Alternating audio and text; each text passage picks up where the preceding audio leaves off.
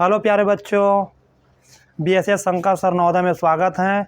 मैं शंकर राजपूत आज वर्गमूल तथा घनमूल का बेसिक लेके आया हूँ, जिसमें हम समझते हैं कि पहला वर्ग क्या होता है। वर्ग संख्या, किसी संख्या को, जैसे कि कोई संख्या 5 है, यहाँ इसको हम पहले रफ कर देते हैं, उसके बाद लिखते जाते हैं।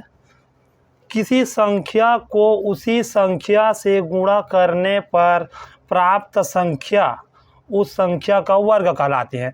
जैसे कि किसी संख्या का वर्ग, हम कोई संख्या यहाँ 5 ले लेते हैं, किसी संख्या को उसी संख्या से, इसी 5 से हम इसको जब गुणा करते हैं तो हमको जो संख्या नई संख्या प्राप्त होता है 25। यहाँ कोई नई संख्या 25 प्राप्त हुआ, संख्या से गुणा करने पर प्राप्त संख्या उस संख्या का वर्ग कहलाती है। मतलब 5 का ये वर्ग कहलाएगा 25। हमें जब पूछे जाएगा कि 5 का वर्ग क्या है तो हम 25 बोलेंगे। इसका मतलब ये हुआ कि 5 का वर्ग बराबर 5 गुणा 5 बराबर 5 पंचे 25, इस तरह होता है। तो हम एग्जाम्पल में और देख लेते हैं। जैसे कि 1 का वर्ग पूछेगा तो हम 1 का वर्ग करेंगे और उसके बाद 1 गुणित 1 बराबर 1 ही होगा ना, 1 का वर्ग तो 1 ही आएगा। और 2 का वर्ग बोला तो 2 का वर्ग लगा दी ऊपर में इस तरह छोटा सा, तो ये हो जाएगा 2 गुणा 2 बराबर 2 दूनी 4। तो 2 का वर्ग क्या होगा, 4 होगा। उसी संख्या से उसी को गुणा कर रहे हैं तो ये आ गया 2 दूनी 4, 4 हो जाएगा। अब इसी तरह बोल दिया 3 का वर्ग, 3 का वर्ग मतलब होता है जो भी संख्या हम ले रहे हैं उसी को उसी से गुणा करना।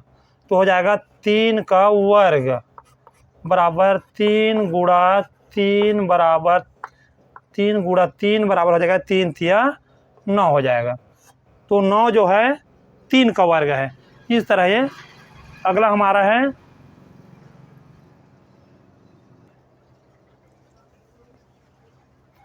अब अगला है वर्गमूल। पहले हम वर्ग को देख लिए हैं और समझ गए हैं, अब हम वर्गमूल को समझते हैं। तो वर्गमूल क्या होता है, किसी संख्या का वर्गमूल वह संख्या है जिसे अपने से ही गुणा करने पर दी गई संख्या प्राप्त होती है। इसका कहने का मतलब है जैसे कि वर्गमूल 16 तो इसका आएगा 4, तो 4 का वर्ग करते हैं तो 16 आता है। तो इसको हम निकालने का एक विधि होता है जिसके अभाज्य गुणनखंड विधि द्वारा भी निकाल सकते हैं, और एक विधि और होता है भाग विधि। तो हम इसको अभाज्य गुणनखंड विधि से आपको अभी बताते हैं।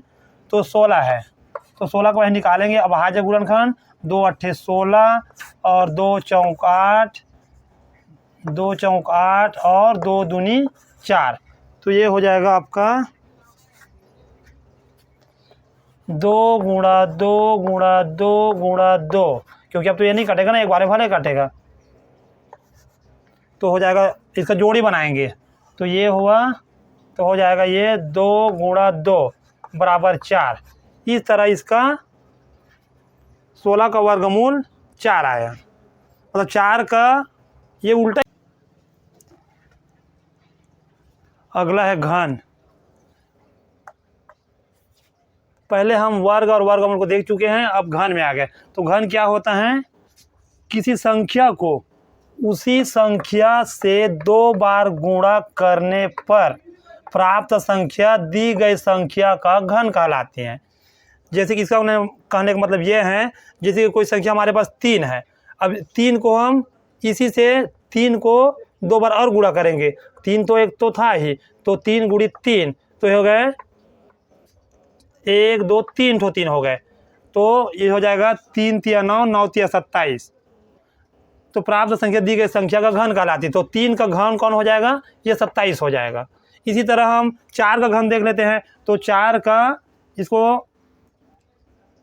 का क्यूब बोलेंगे, 4 का घात 3।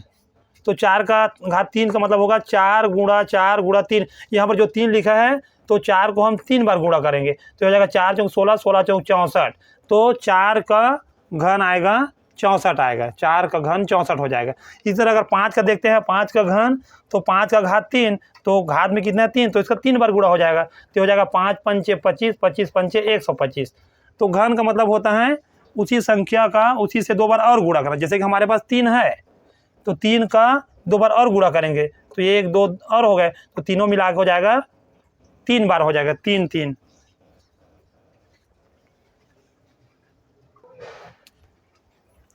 इसको हम अभाज्य गुणनखंड द्वारा निकाल के भी देख लेते हैं।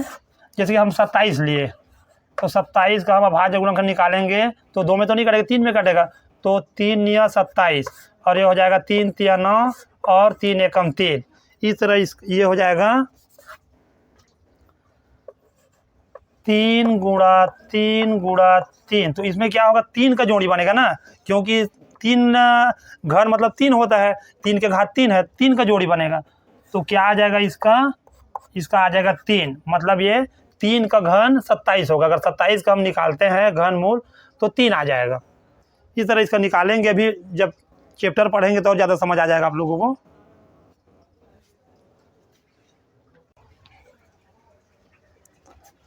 अगला है चौथा, घनमूल। तो घनमूल का परिभाषा देख लेते हैं। घनमूल किसी दी गई संख्या का घनमूल वह संख्या होती है जिसकी तीसरी घात से दी गई संख्या प्राप्त होती है। इसे हम घनमूल से लिखा जाता है। एग्जाम्पल, घनमूल 27, तो इसका घन कितना आएगा, 3 आएगा।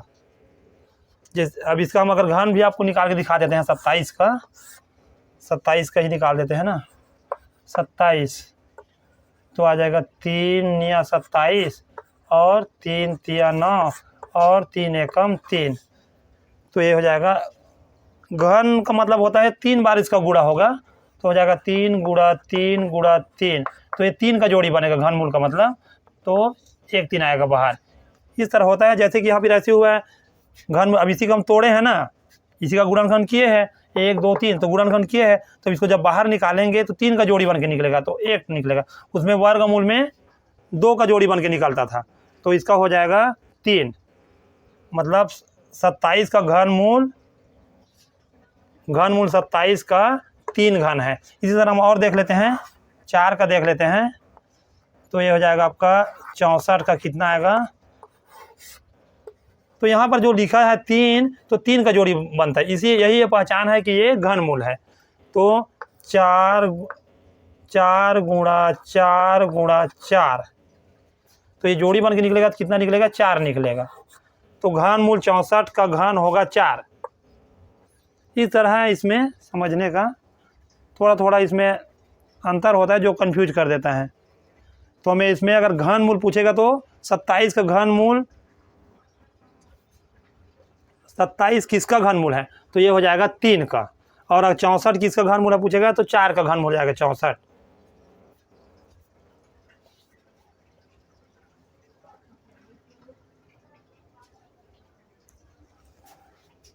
अब इसके आगे के वीडियो में हम वर्ग संख्या और घन संख्या को पढ़ेंगे, जिससे हमारा गणित में उपयोग होगा। इसके लिए सभी बच्चों को कम से कम 1 से 20 तक वर्ग संख्या याद होना चाहिए और 10 तक कम से कम घन संख्या, ताकि सवाल बनाने में आसानी हो।